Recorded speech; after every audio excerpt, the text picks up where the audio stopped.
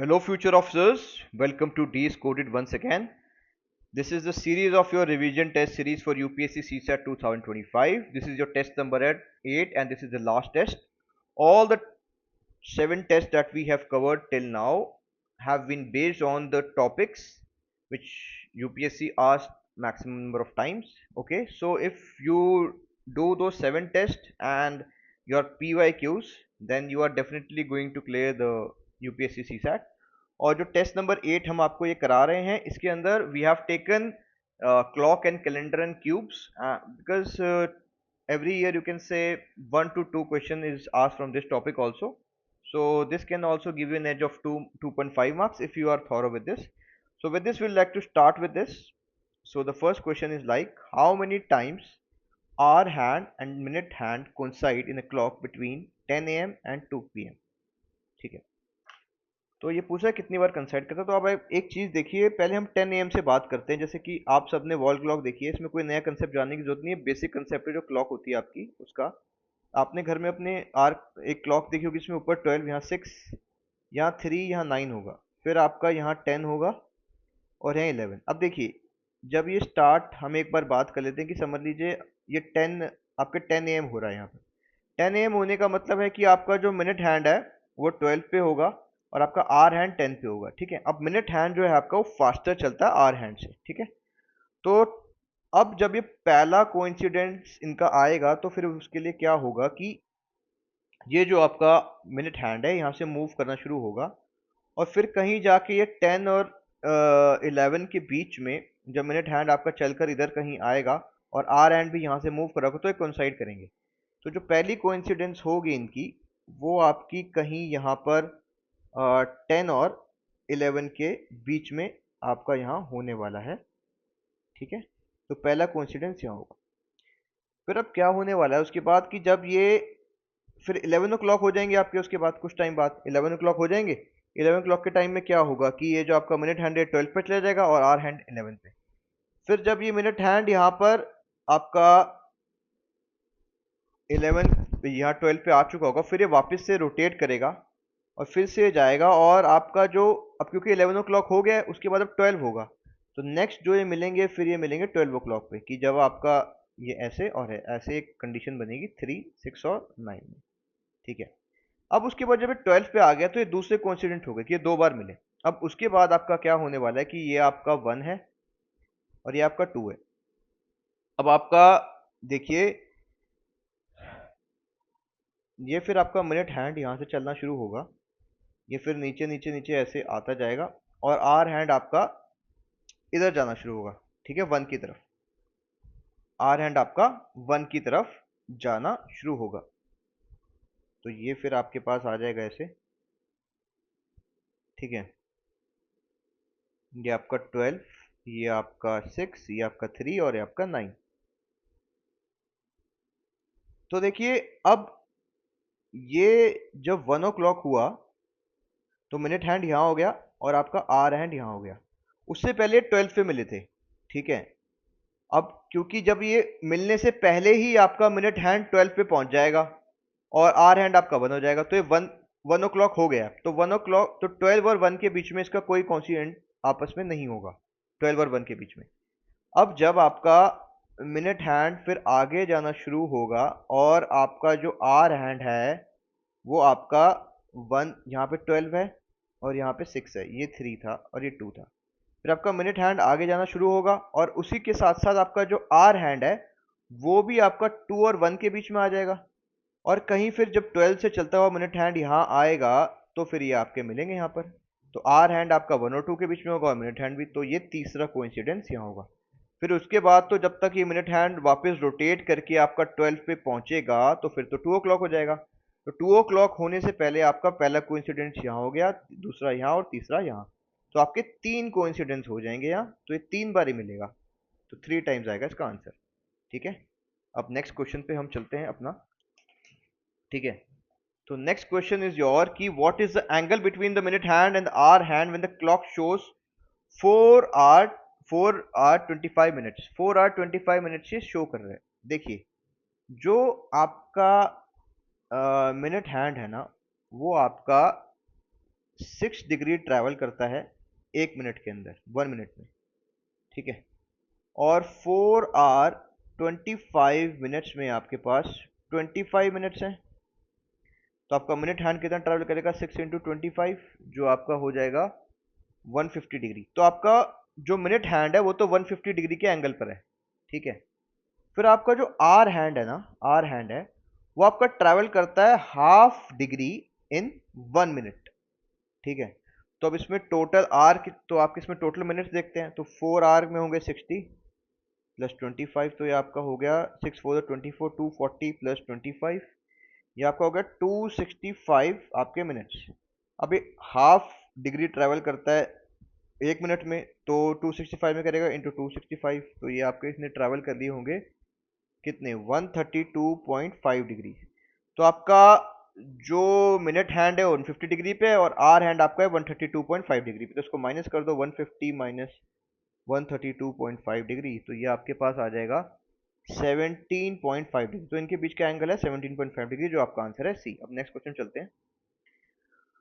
Okay, what is the least possible number of cuts required to cut a cube into 64 identical pieces. अब देखिए इसमें क्या करना है आपको, ये अगर आप देखोगे तो आराम से आपको समझ आ जाएगा। देखिए एक क्यूब है ना, वो 3 डायमेंशनल फिगर होती है, जैसे कि 3 डायमेंशन का मतलब है कि आपका एक एक्स एक्सिस हो गया, एक वाई एक्सिस हो गया, तो ये 2 डायमेंशन, इसमें जेड एक्सिस भी आ जाएगा, तो ये 3 डायमेंशन फिगर हो गया।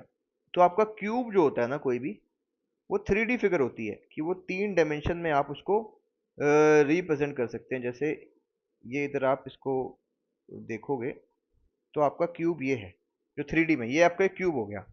अब ये कहता है कि least possible number of cuts required to cut in the cube in 64 identical pieces. अब इस क्यूब को 64 आइडेंटिकल पीसेस में कट करना है।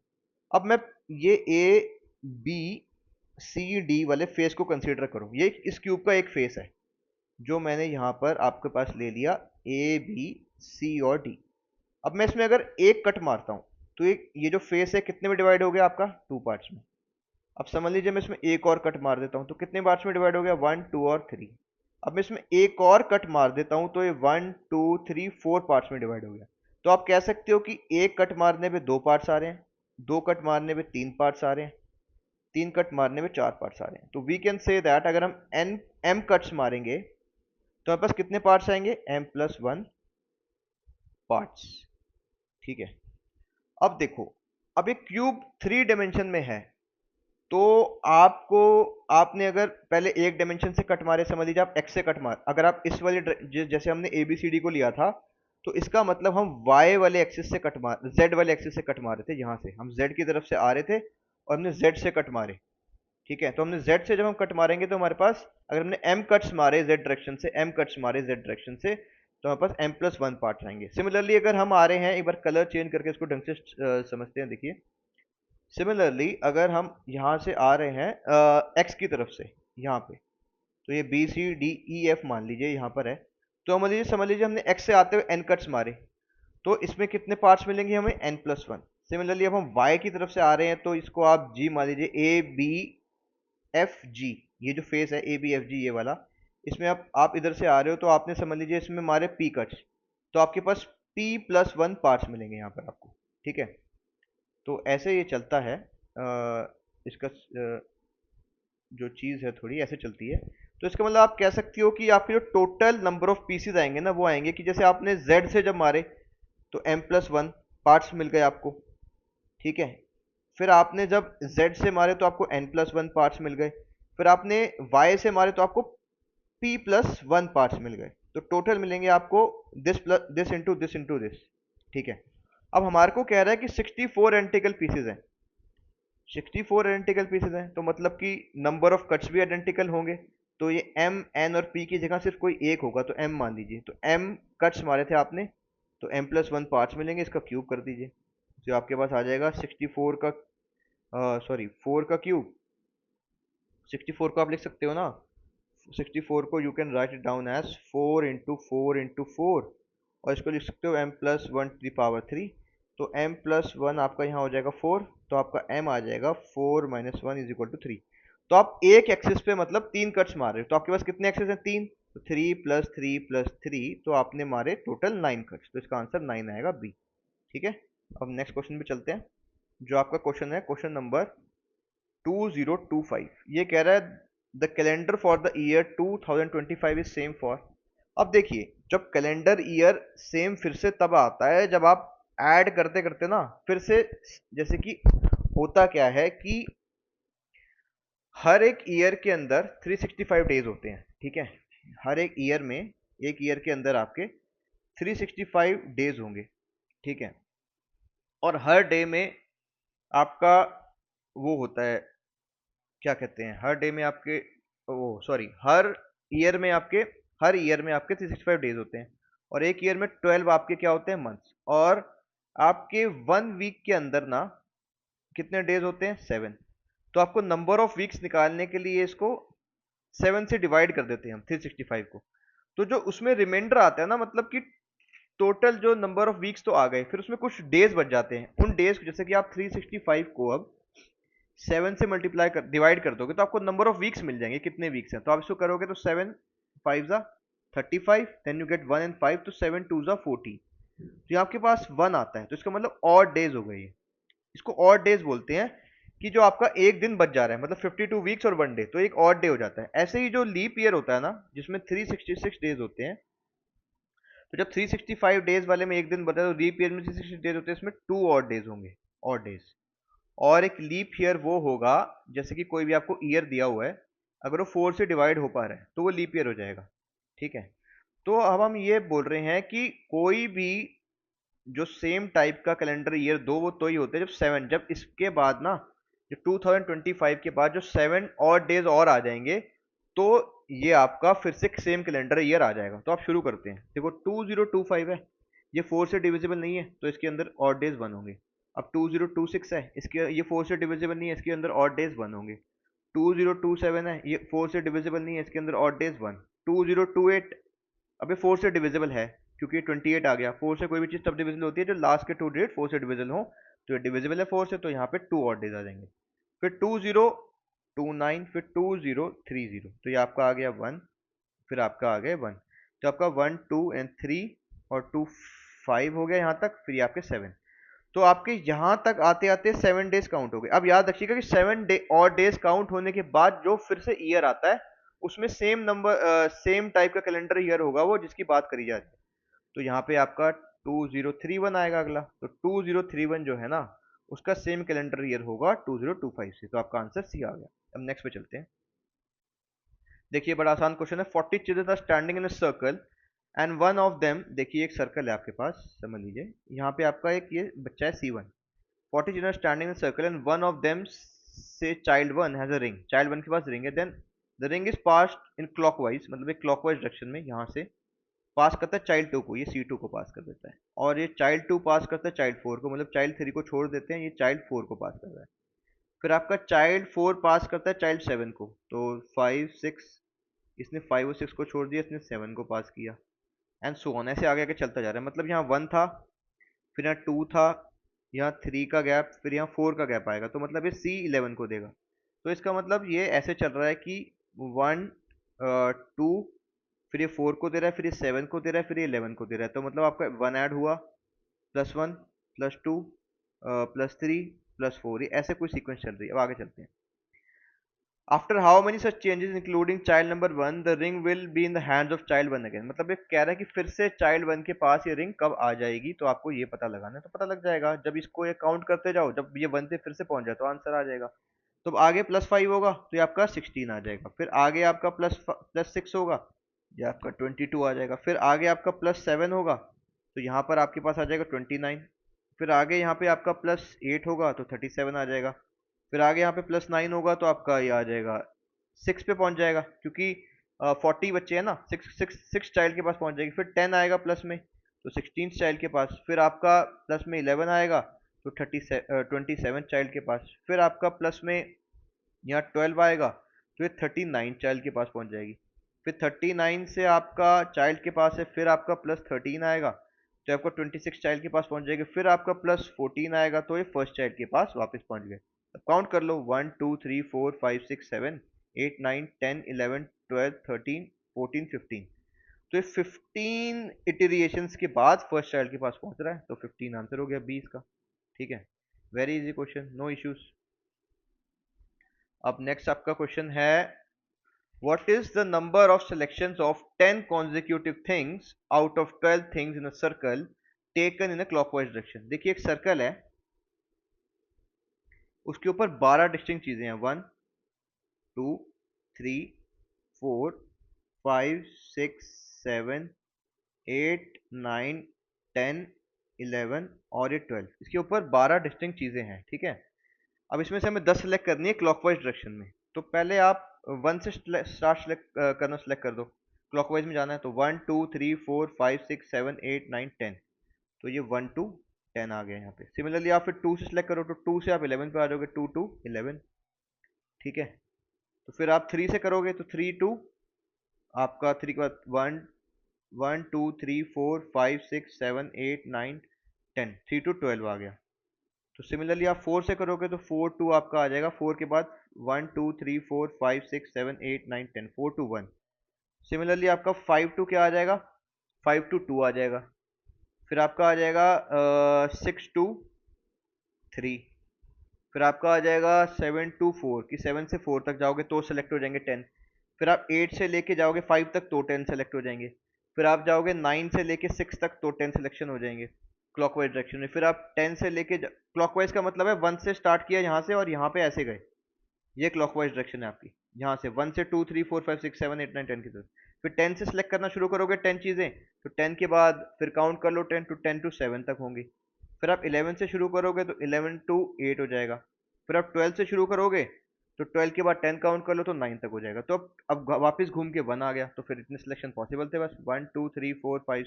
अब काउंट कर लो कितने सिलेक्शन हुए, 1 2 3 4 5 6 7, 1 2 3 4 5 6 7 8 9 10 11 12। तो आपके 12 सिलेक्शन हो रहे हैं इसमें, तो आपका आंसर सी आ जाएगा इसके अंदर, ठीक है। नेक्स्ट क्वेश्चन में चलते हैं। A cuboid has a dimension of 7 into 5 into 3। एक क्यूबॉइड है आपके पास, क्यूबॉइड ऐसा होता है कुछ, ठीक है। डायमेंशंस के ऊपर मत जाइएगा कि मतलब ये बड़ा साइड हो गया छोटा हो गया, क्योंकि इतना एग्जैक्ट नहीं बन सकता इससे, जिससे हम बनाने की कोशिश कर रहे हैं। तो समझ लीजिए ए बी सी डी इसका एक फेस है ये, ठीक है। ये आपका ई ई एफ जी एच हो गया यहाँ पर। अब बात करता है ये आगे, a cuboid of dimension 7 into 5 into 3। अब ये देखो ये 7 हो जाएगा समझ लीजिए, ठीक है। ये आपका हाइट है जो 3 हो जाएगी, समझ लीजिए ये 5 हो जाता है। लेट्स अज्यूम इट, ठीक है। क्योंकि हमें उस पर मत जाइएगा। Is painted red green and blue on each pair of opposite dimension 7 into 5 into 5, ठीक है। जो 7 इंटू 5 इंटू 5 है ना, ये वाला नीचे वाला, इस पे आपका थोड़ा इसमें कलर का इस्तेमाल करना पड़ेगा एक बारी। इस पे मतलब इस पे रेड है, 7 इंटू 5 इंटू 5 वाले पे रेड फेस है। तो जैसे 7 इंटू 5 इंटू 5 है तो ये नीचे वाला है, इसके ऊपर रेड है। और इसके अपोजिट में जो ई एफ सी डी है, इस पे भी रेड होगा आपका, ठीक है। अब नेक्स्ट है, फिर है 5 इंटू 3 वाला, जो ये 5 इंटू 3 इधर है, इसके ऊपर कौन सा कलर है ये बता रहा है, ग्रीन। तो इसके ऊपर ग्रीन कर दो आप। तो यहाँ पर ये जो 5 इंटू 3 वाला है, इस फेस पे ग्रीन है। इसका अपोजिट फेस ये है, यहाँ पर भी आपका ग्रीन कलर चलेगा, ठीक है। इसको थोड़ा सा ऐसे हाईलाइट कर लेते हैं, तो ये थोड़ा ज़्यादा आपका विजिबल हो जाएगा। और नेक्स्ट पे फिर ब्लू है। तो अब जो पीछे वाला फेस है, ये आपका जो पीछे वाला फेस है ई एफ जी एच, जो आपका ये फेस है ना ई एफ जी एच वाला, इसके ऊपर ब्लू है। और आपका जो फ्रंट फेस है ये वाला, जो आपका हो गया A B C D, A B C और डी, इसके ऊपर भी ब्लू है। अब देखते हैं क्या कहता है आगे। अब क्वेश्चन के ऊपर आ जाओ, ये तो कलर बहुत हो गया। अब नेक्स्ट क्वेश्चन की बात करते हैं, थोड़ा अंडरस्टैंडिंग के लिए था वैसे कलर, ठीक है। Then the cuboid is cut and separated into various cubes of each length 1 centimetre. अब इन क्यूब्स में 1 सेंटीमीटर के आप वो निकाल रहे हो क्यूब्स। जैसे आप यहाँ से 1 सेंटीमीटर का एक काटना शुरू करोगे क्यूब, ठीक है। तो एक क्यूब निकाल रहे हो आप इसमें से 1 सेंटीमीटर के अराउंड का, यहाँ से आपने क्यूब निकालना शुरू किया। There are exactly 15 small cubes with no paint on any face. अब देखिए, हमें एक ऐसा क्यूब ये बोल रहा है कि ऐसा क्यूब होना चाहिए जिसके कोई भी फेस पे ना कोई भी पेंट ना हो, ठीक है। अब एक चीज़ देखने की आप कोशिश करो यहाँ पे। जैसे कि अब मैं बात करता हूँ, अगर मैं यहाँ से काटना शुरू करता हूँ इस वाले से, ठीक है, मैंने यहाँ से काटा इसे इस फेस से, तो मेरा ये फ्रंट फेस और साइड वाले फेस से काटा। तो इसमें से देखिए आप एक क्यूब आप यहां से माइनस करोगे, इस वाले एज से एक यहां से माइनस करोगे, तो आप इन टोटल दो क्यूब माइनस करोगे यहां से, तो आपको बिना पेंट वाला एक वो मिल जाएगा, क्यूब मिल जाएगा। ठीक है, ऐसे होता है ये। तो आपके लिए इसमें फॉर्मूला सीधा सीधा है, कोई दिक्कत की बात नहीं। अगर आपको ये निकालने हैं तो चेक करते हैं। आप कुछ मत करो, जितने भी फेस थे उसमें टू माइनस कर दो। जैसे 7 का फेस था, 7 - 2, फिर आपका इंटू 5 - 2 इंटू आपके ये आ गया कितना, 3 - 2, तो ये आपका हो गया 5 × 3 × 1, तो ये आपका 15। तो 15 फेसेस ऐसे होंगे जिन पे कोई कलर नहीं होगा, तो ये बिल्कुल ठीक है। There are exactly 6 cubes with exactly no, with exactly 2 faces, one painted with blue and other with green. नहीं, ये गलत है, इसके 4 होंगे, 6 नहीं होंगे, तो आपका सिर्फ 1 है। ठीक है, तो अब नेक्स्ट क्वेश्चन में चलते हैं हम, जो हमारे पास है क्वेश्चन नंबर आपका ये नेक्स्ट वाला। ये कह रहा है 125 identical cubes are arrange in the form of cubical block. मतलब आपके पास 125 क्यूब्स थे, उनको आपने अरेंज कर दिया क्यूबिकल ब्लॉक्स में। ठीक है, ब्लॉक में पूरा एक क्यूब, मतलब एक क्यूबिकल ब्लॉक बना दिया 125 क्यूब्स को यूज करके। How many cubes are surrounded by other cubes from each side. मतलब ये कह रहा है कि जो अंदर वाले क्यूब हैं वो कितने होंगे, ये कहने की बात कर रहे हैं। जैसे कि अभी हमने यहाँ पेंटेड फेस की बात करी थी ना, तो पेंटेड फेस जितने भी क्यूब के थे उनमें कौन से वो होंगे, जो नहीं पेंटेड थे वो अंदर वाले होंगे, जो सारे क्यूब से सराउंडेड, जो सारी जगह से सराउंडेड हो जाएंगे, उन पे पेंट नहीं हो सकता। तो इसके अंदर भी यही है। तो अब देखो, हम मान लेते हैं कि एक एज जो है ना क्यूब का, ये जो 125 का यूज करके आपने बनाया क्यूबॉइड, ठीक है, 125 आइडेंटिकल क्यूब्स को यूज करके जो आपने ये क्यूबिकल ब्लॉक बनाया, हम सब मान लेते हैं कि इसका जो एक एज है, एक एज है कोई भी, उसके ऊपर 9 क्यूब्स बन रहे हैं। ठीक है, तो मतलब एन, फिर इसमें 3 एज को आप मल्टीप्लाई कर दोगे तो आपके पास टोटल नंबर ऑफ वो आ जाएंगे क्यूब्स। अगर एक एज पे आपके पास एन क्यूब बन रहे हैं, तो जो टोटल, फिर उसका मतलब ये हो जाएगा ना कि एक एक्सिस में एन बन रहे हैं, फिर दूसरे एक्सिस में एन बनेंगे, फिर तीसरे में भी एन। तो आप इन तीनों को मल्टीप्लाई कर दोगे तो आपके पास टोटल नंबर ऑफ क्यूब आ जाएंगे। तो N cube is equal to आपका 125 हो जाएगा, तो एन हो जाएगा आपका 5। तो मतलब एक एच पे आपके पास 5 क्यूब है। ठीक है, तो अब एक एच पे 5 क्यूब है, तो अभी आपको बताया था कि एक एच से आपको 2 क्यूब अगर आप माइनस कर दोगे आपको अंदर वाला मिल जाएगा। तो इसमें भी वही करना है कि 5 - 2 × 5 - 2 तो वो इतने नंबर ऑफ क्यूब्स आ जाएंगे जो हर एक क्यूब से सराउंडेड है। तो आ जाएगा 3 × 3 × 3, यह आपका हो जाएगा 27। तो इसका आंसर 27 है, जो कि है ए। अब नेक्स्ट क्वेश्चन में चलते हैं। कंपाउंड इंटरेस्ट प्रिंसिपल का है, a principal P becomes Q in 1 year when compounded half yearly, ठीक है, at R rate of annual interest. ठीक है, देखो पहले था प्रिंसिपल पी था, और ये इसका अमाउंट बन गया क्यू बन गया। टाइम कितना हुआ आपका, 1 ईयर। ठीक है, रेट ऑफ इंटरेस्ट आपका R% दिया हुआ है, और आपका दिया हुआ है कि कंपाउंडेड हाफ ईयरली, मतलब कि कितने टाइम, कितनी बार ये लगा है कंपाउंड इंटरेस्ट, 2 बार लगा है। तो कंपाउंड इंटरेस्ट का फॉर्मूला होता है amount is equal to principal 1 plus rate of interest divided by number of times, जितनी बार इंटरेस्ट लगा है, इंटू एन इंटू टाइम, जितने टाइम के लिए लगा है।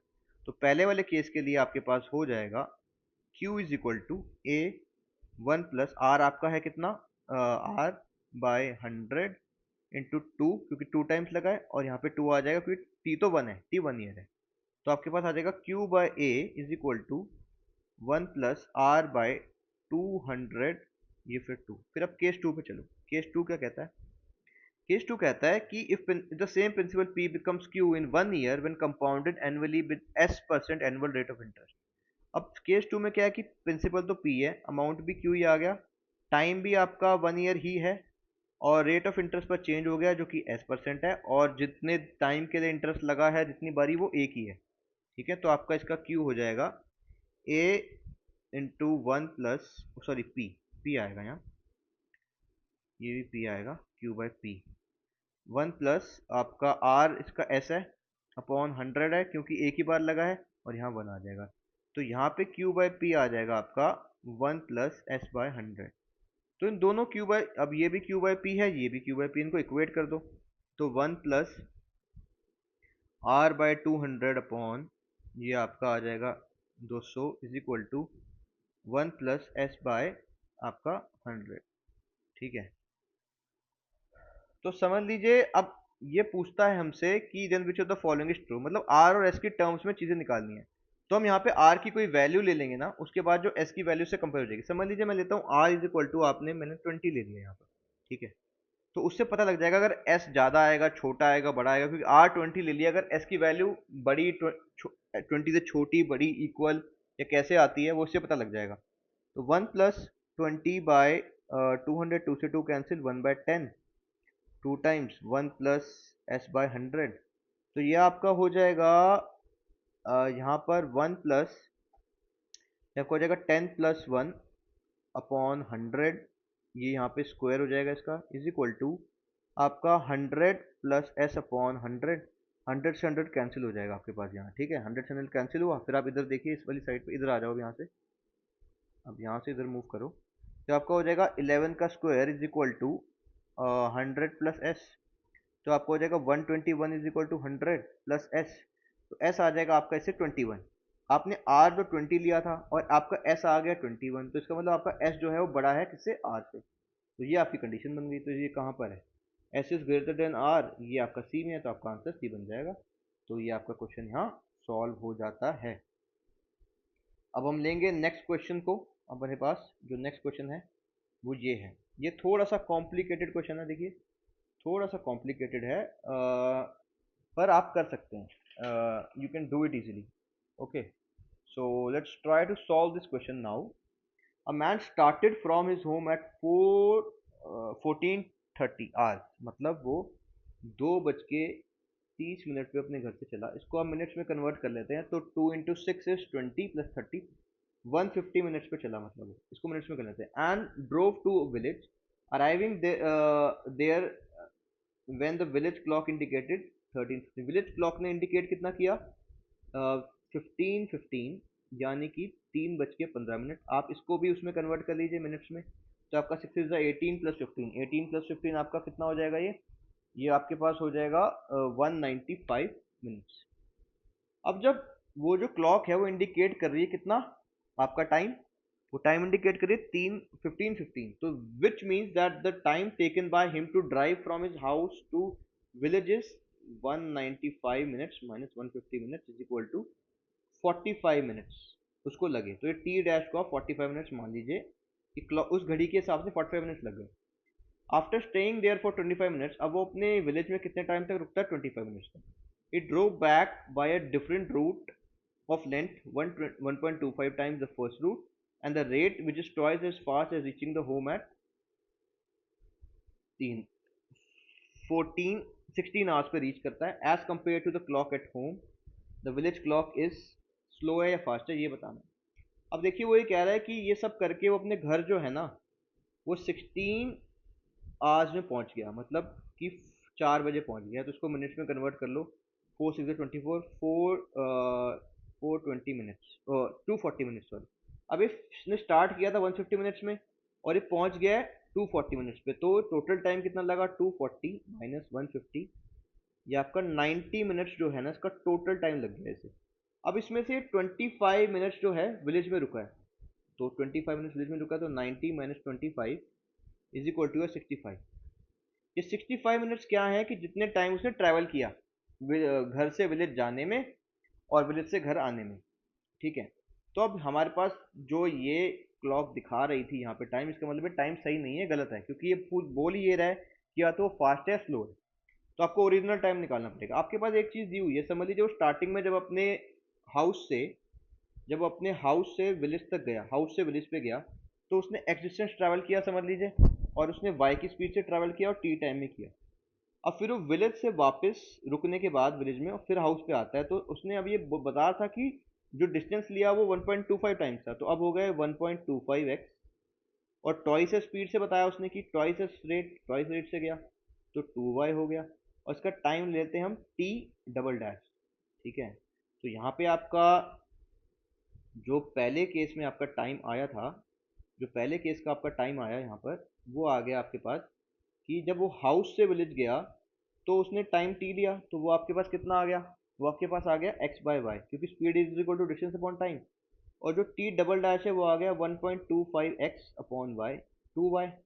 तो ये एक्स बाय वाई तो आपको पता है टी है, तो टी डबल डैश आपका हो गया 1.25/2 टाइम्स टी। तो टी डबल डैश आपके पास आ जाता है यहाँ पे कितना, 5/8 टाइम्स ऑफ टी।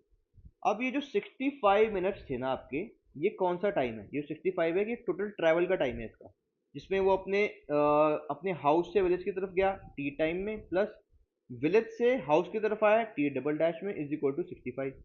तो आप यहाँ वैल्यूज पुट कर दो, तो आपके पास आ जाएगा 5/8 times T plus T is equal to your कितना, ये आ जाएगा 65। तो आप इसको सॉल्व करो, 5 plus 8t is equal to 65 into 8। तो ये आपके पास आ जाएगा 13, 8 into 10 and 3 13 is equal to 65 into 8।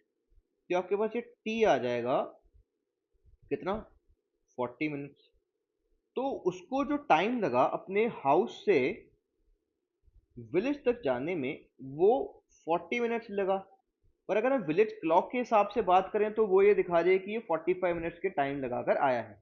तो इसका मतलब जो विलेज क्लॉक है वो 45 minus 40 is equal to 5 minutes आपकी स्लोअर है, क्योंकि 5 मिनट ज़्यादा टाइम दिखा रही है वो। तो ये आपकी 5 मिनट्स का आएगा, ठीक है, 5 मिनट्स का आएगा इसमें आपका। तो आपकी 5 मिनट स्लो है वो, ठीक है। अब देखिए नेक्स्ट क्वेश्चन है question number 11। Which date of June 2099 among the following is Sunday. अब देखो ये जो क्वेश्चन है ना, ये आया था आपका 2022 के यूपीएससी में। उस दिन था संडे खुद, और उस दिन आपकी डेट थी कितनी, 5 जून, ठीक है। तो इसीलिए ये आपका क्वेश्चन बनाया गया 5 जून 2022 की कंपैरिजन में, और उस दिन था संडे आपके पास। तो ये ही लेके सॉल्व करना था इसे। अब इतना बच्चा नहीं सोचता उस पेपर के अंदर कि इसको संडे मान लो फिर कैसे निकालेंगे, ठीक है। तो आपके 2022 का संडे दिया हुआ है आपके पास, इसका मतलब क्वेश्चन की देखिए कितना ट्रिकी बनाते हैं कभी कभी। और आपसे जून 2099 का पूछा है। Now what we have is 2099 minus 2022। आप इसको माइनस करो, आपके पास 77 ईयर्स आ गए हमारे पास। अब देखो 77 ईयर्स आए टोटली। अब इसमें हमें, क्योंकि हमें ऑड नंबर ऑफ डेज चाहिए, odd number of days count करने से क्या होता है, हमें कितने एक्स्ट्रा डेज बच गए वीक के में वो पता लग जाएगा। अब देखिए अगर आप इसको 77 को 4 से डिवाइड कर दोगे ना, तो आपके पास नंबर ऑफ लीप ईयर आ जाएंगे। तो आपके पास आता है 19, तो 19 लीप ईयर थे आपके पास, ठीक है। तो नॉर्मल ईयर कितने हुए, 77 माइनस 19 आप कर देंगे तो आपके आएगा ये 58 आपके नॉर्मल ईयर हुए। तो आपको पहले ही बताया कि एक नॉर्मल ईयर में आपके 1 ऑड डे होता है, और आपका लीप ईयर में होते हैं 2 ऑड डेज। तो टोटल ऑड डेज कितने आ गए, लीप ईयर क्या है 19 इंटू टू, और लीप ईयर क्या है 19 इंटू टू, और जो आपका नॉर्मल ईयर था उसके आए कितने, 58 इंटू वन। तो टोटल आपके नॉर्मल जो ऑड डेज आ गए वो आ गए 19 टू द 38 प्लस 58, यानी कि आपके आए 96 ऑड डेज, ठीक है। ये 96 ऑड डेज के आने का क्या मतलब है कि अब जब आपका जो स्टार्टिंग का, देखिए जब स्टार्टिंग आपने 5 जून से करी और ये 96 ऑड डेज है, तो अगर आप इसको 5 से डिवाइड कर दोगे ना, सॉरी 5 से नहीं, अब ये 96 जो ऑड डेज है ना, 96 ऑड डेज, ठीक है। अब जब आप इसको 7 से डिवाइड कर दोगे तो मतलब ये आपको बता देगा कि वीक कंप्लीट होने के बाद कितने नंबर ऑफ डेज एक्स्ट्रा बच जा रहे हैं। Getting my point. तो अब इसको आप डिवाइड करो तो आपके पास आ रहा है 5। तो 5 डेज आ रहे हैं, मतलब 5 आपके 5 आ गए आपका रिमाइंडर यहाँ से। आप जब और डेज को 7 से डिवाइड करोगे आपका 5 आ गया।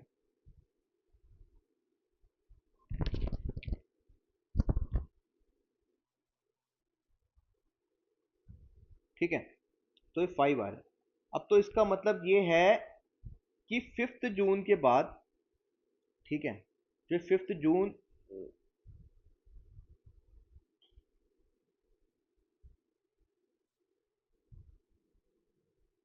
5 जून के बाद जो अगला 5 जून आएगा वो संडे, पहले पहला 5 जून तो जो 2022 का 5 जून है संडे था आपके पास, तो आप तो ये 5 जून जो 2022 का है आपके पास, ये आपके पास संडे है, ठीक है।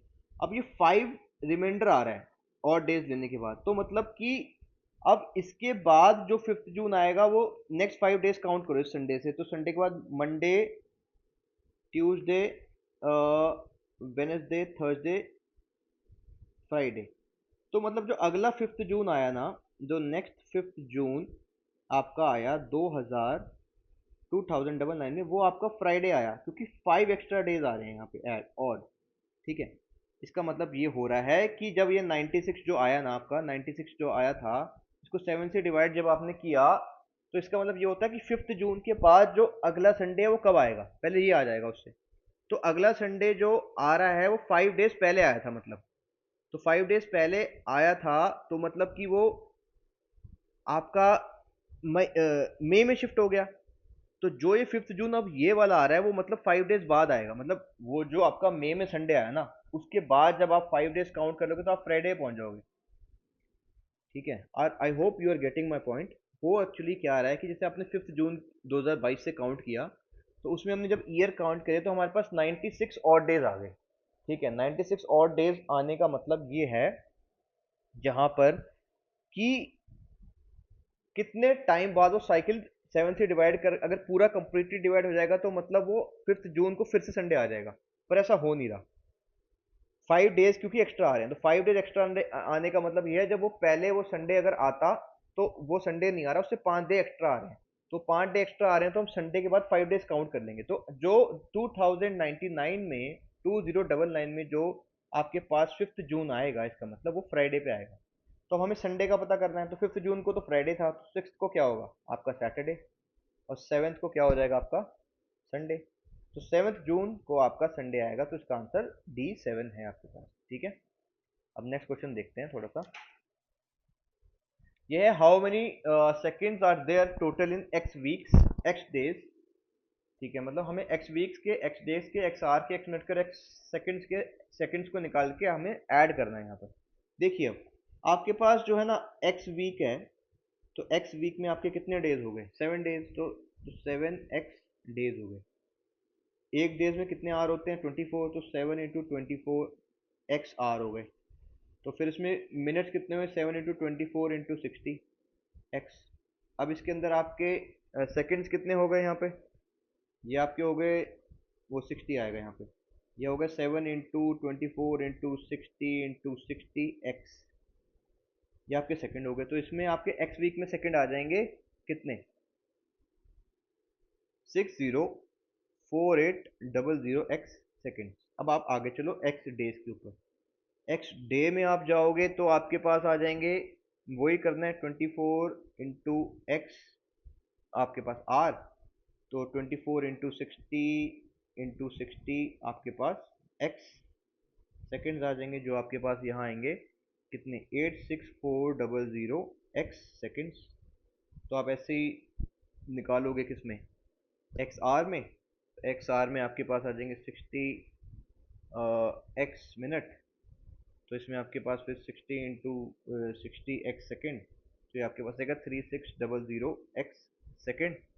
और 6 और एक्स मिनट में आपके पास आ जाएंगे 60 एक्स सेकेंड, और एक्स सेकेंड में तो एक्स सेकेंड ही आएंगे। तो अब इन सबको ऐड करना है आपको, तो ऐड कर दोगे तो आपके पास आंसर आएगा 694861 एक्स सेकेंड। तो ये आपका 694816 सेकेंड। तो कौन से में आ रहे हैं चेक कर लो, 694861 एक्स, तो ये डी आंसर आ जाएगा। नेक्स्ट पे चलते हैं। अब नेक्स्ट है, at which one of the following times do the hour hand and the minute hand of the clock make an angle of 180 degree. देखो क्लॉक जो आर और मिनट हैंड है ना, वो किस, कब आपका 180 डिग्री एंगल बनाता है, उसका फॉर्मूला होता है टी, कि किस टाइम पे बना रहा है, इज इक्वल टू 2/11 एच, मतलब कितने आर पे बना रहा है, मतलब जो टाइम है, जैसे कि यहाँ 7 आर है तो यहाँ 7 आ जाएगा, इनटू आपका 30 प्लस माइनस एंगल, कितने एंगल पे कितना, कितने टाइम पे कितना एंगल बना रहा है, वो लाने का ये फॉर्मूला है। आपका एंगल दिया हुआ है कितना है, एंगल इज इक्वल टू 180 है। अब आपको एक चीज देखनी है, प्लस माइनस लगा यहाँ पे, तो जो क्लॉक है ना, अब ये दो पार्ट्स में डिवाइड होती है, ये 12 और ये 6। तो आपके 12 से 6 तक जब आएंगे तो पॉजिटिव आएगा, और 6 के बाद से 12 में जाएंगे तो नेगेटिव आ जाएगा। ठीक है, ये 7 है तो 6 के बाद तो यहाँ नेगेटिव लेंगे इसको। तो ये आपके पास t is equal to 2/11। R आपका क्या है, 7 है यहाँ पे, क्योंकि वो 7 आर में पूछ रहा है। तो 7 इंटू 30 आपका आ जाएगा ये माइनस ऑफ कितना दिया, 180। तो आप इसको निकालो, is equal to 2/11 into 210 minus आपका 180। तो आपका आ जाएगा 2/11 इंटू 30। तो ये आपका आ रहा है 5.45 मिनट्स। तो जब ये 5.45 मिनट्स में होंगे 7 आवर के बाद, तो ये 180 का एंगल बनाएंगे, तो ये टोटल टाइम आएगा 7.0545 मिनट्स।